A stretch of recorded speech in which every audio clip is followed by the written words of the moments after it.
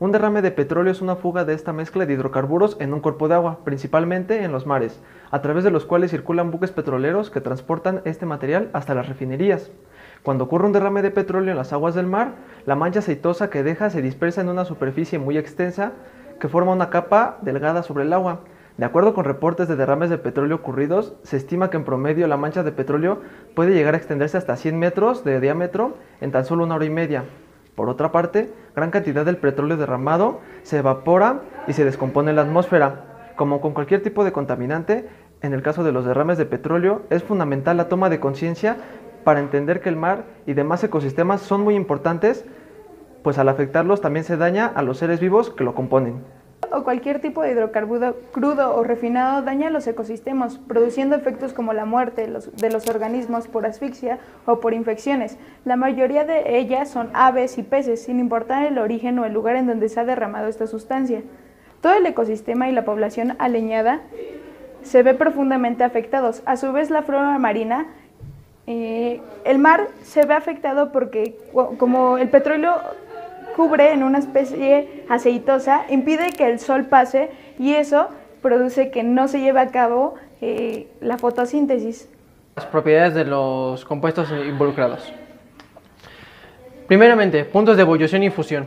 El punto de ebullición es la temperatura en la cual la sustancia cambia de encontrarse en estado líquido a estado gaseoso, y en el punto de fusión es la temperatura en la que la materia o las sustancias que cambian de estado, en este caso, pasan del sólido al líquido. En el caso de los alcanos, dichos puntos de la temperatura se ven aumentados según temperatura vaya del tamaño del alcano. Entre más grande, mayor es la temperatura.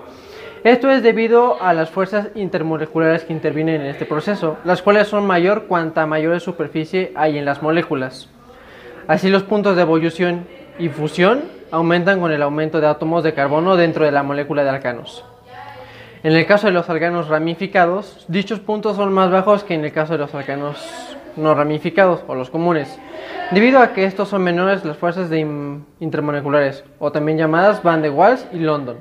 De igual manera, se espera un punto de fusión menor en los alcanos que se encuentran formados por una cantidad de átomos en impar. Densidad. La densidad aumenta también cuanto mayor sea el tamaño de la molécula, pues al ser mayores las fuerzas intermoleculares, lo serán también las cohesiones intermoleculares, lo que se traduciría como un aumento de proximidad de las moléculas y por ello la densidad. Solubilidad. Los alcanos son sustancias apolares, por lo tanto no son solubles en agua.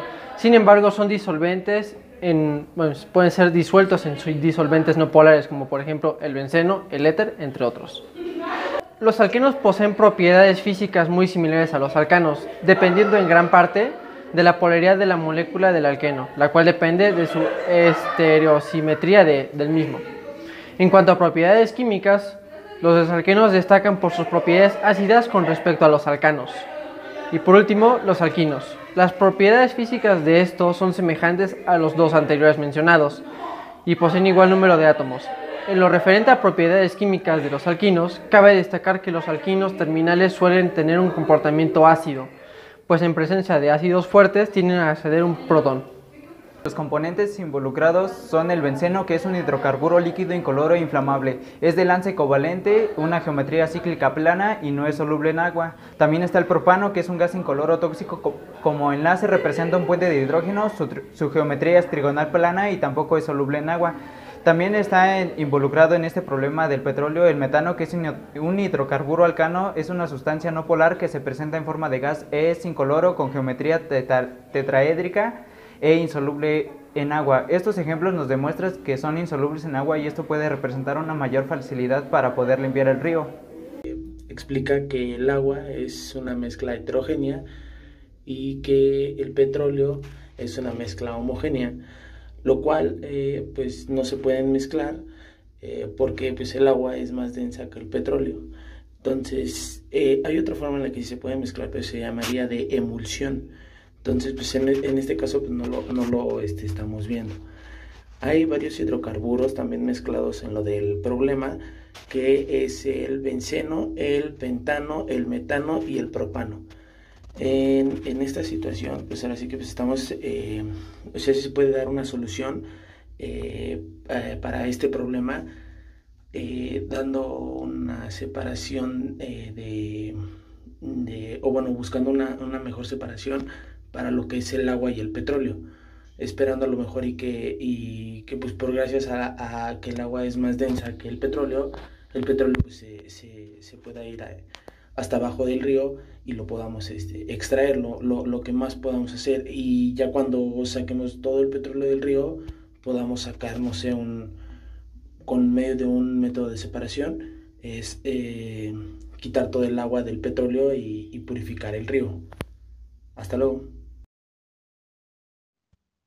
Nuestra solución para la separación del petróleo derramado en el río Cadereyta Jiménez es mediante el uso de dispersantes, los cuales son sustancias que lavan el agua al descomponer el petróleo en pequeñas gotas, diluyendo sus efectos dañinos, con lo que la ayuda de las bacterias a digerir los hidrocarburos.